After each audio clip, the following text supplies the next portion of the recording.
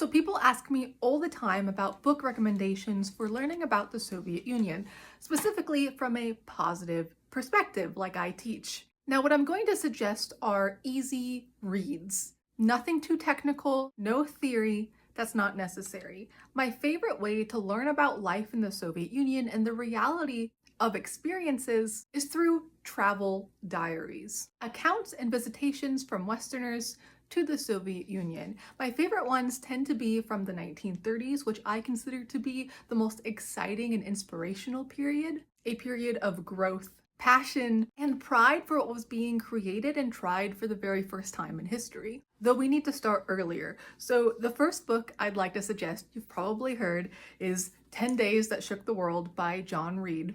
A fantastic account of the revolution, and just a classic that everyone should read at some point. Similarly, another account of the Russian Revolution, called Through the Russian Revolution by Albert Rees Williams, is just another additional account that I think people should consider reading as well. His books tend to have more like photos and items that help you really feel like you were there. He translates a lot of the flyers and newspapers that were coming out at the time when he was there. And so I just find that addition to Albert Rees Williams' work particularly exciting. Now, a book that I only recently read that I actually was made aware of through Soviet Russia Today magazine, because this was advertised in almost every issue from 1939 to 1940, and that is Russia Without Illusions by Pat Sloan, a British economist actually who lived in the Soviet Union for a while.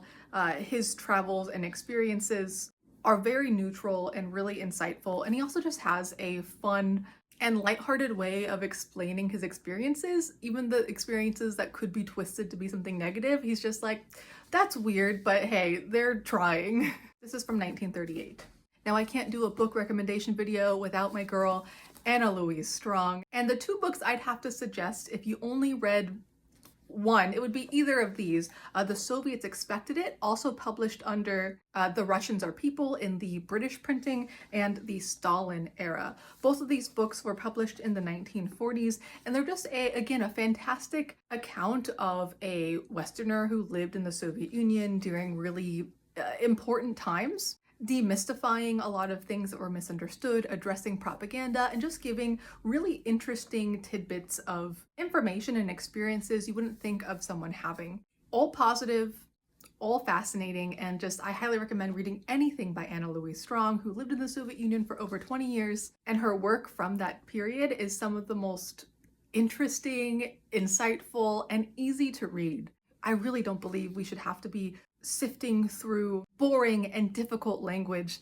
I find that a lot of more academic works are written in a way to make the author appear a specific way and respectable, rather than for you, the reader, to understand and enjoy. And Anna Louise is just always a pleasure to read. Another book I suggest that is an easy read, pretty short, and by a well-respected author is Red Valkyries. It's a collection of biographies of important women in the Soviet Union and Eastern Bloc countries that you should definitely know about. And I just think it's a really good addition in trying to learn about the state of women and the lives of important women in the Soviet Union who were celebrated. And my last two books I recommend are vague, because you don't have to get these exact books, but I think you should read something like it. When we're talking about understanding the Soviet Union and trying to imagine and feel what life was like, I think you should absolutely explore art and photography.